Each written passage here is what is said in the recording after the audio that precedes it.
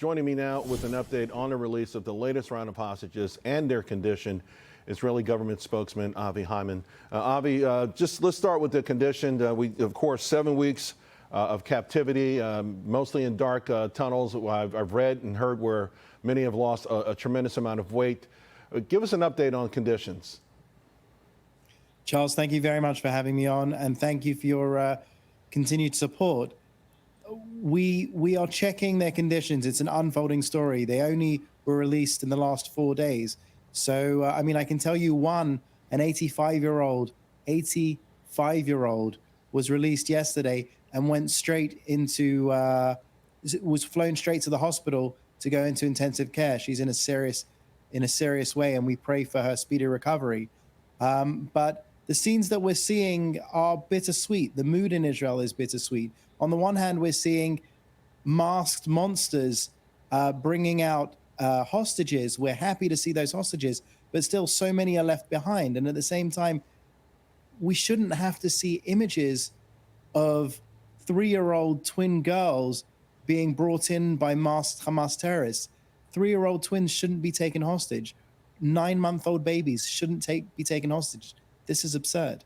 It is absurd. It needs to end. Yeah, you know, it's so amazing to me that we have rules for war, right? The Geneva Accords, and this is beyond the pale from the very beginning, from the invasion, from the barbaristic invasion to what we're seeing: 80-year-olds kept in captivity, malnutrition, 3-year-old twins, and yet, you know, we just here in America we've been shocked at the public relations aspect of this, and I'm sure in Israel as well, about the messaging of all of this that makes Hamas somehow the victims in all of this. Yeah, there's a real problem in the world today of moral relativism when people are putting the baby beheaders on the same plane as those pure innocent babies. We saw these terrorists storm through our borders, kill children in front of their parents, parents in front of their children, again, behead babies, burn whole families alive. This conflict is as black and white as the ISIS flags that we found on some of those terrorists.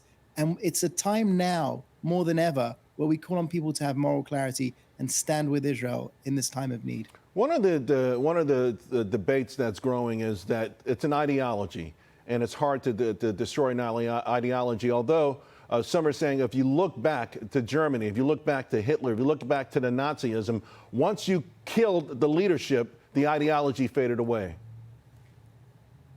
Well, it's more than leadership. Yeah, it's the organization itself. And that is exactly it. I mean, who would have thought that Germany and Japan would be among America's closest allies at that time? Yeah, we will plow on with our mission, which is to totally destroy Hamas, to ensure that they cannot rule over Gaza, that they are part of history, free Gaza from Hamas, and of course, to free those 240 hostages. No one can be left behind. How concerned are you, Avi, that the extension of this truce now apparently 2 days, there's a lot to be said about momentum in every aspect of life, but particularly in war and warcraft, allows Hamas to regroup to a certain extent and maybe create more havoc? So it's about calculated risk. We know that we wouldn't be where we are today. We wouldn't have just received 50 hostages had Hamas not been on their knees begging, please stop. We hit them so hard. We took out so many of their leaders. We created serious pain for Hamas, so they were begging us to stop. And that's how we got these hostages out, and we will continue that pressure. You know, we will do the humanitarian pause for as long as we think it makes sense to get as many hostages out as we can, and then we'll plow through with the mission. And I can tell you from speaking to soldiers on the ground, they are ready. They do not want to come home until Hamas is part of history, because never again can we allow these barbarians to plow through our borders and do what they did on October 7th. And they have made it very clear publicly that they seek to do it again, and again. So the people are with us. The people are with the army. We will destroy Hamas.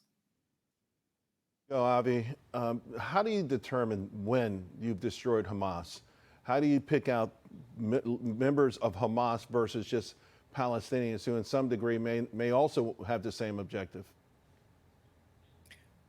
We need a situation by which Hamas is no longer in control of Gaza. Hamas can no longer keep our people hostage or keep their own people hostage.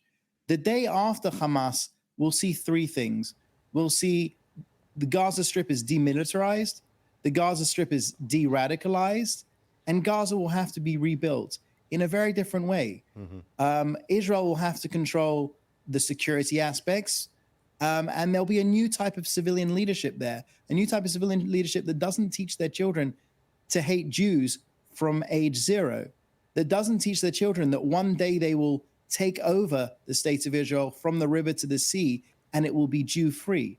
We need, like you said, there is a historical precedent, what happened in Germany, what happened in Japan, where we hope for a better future for both our children and their children.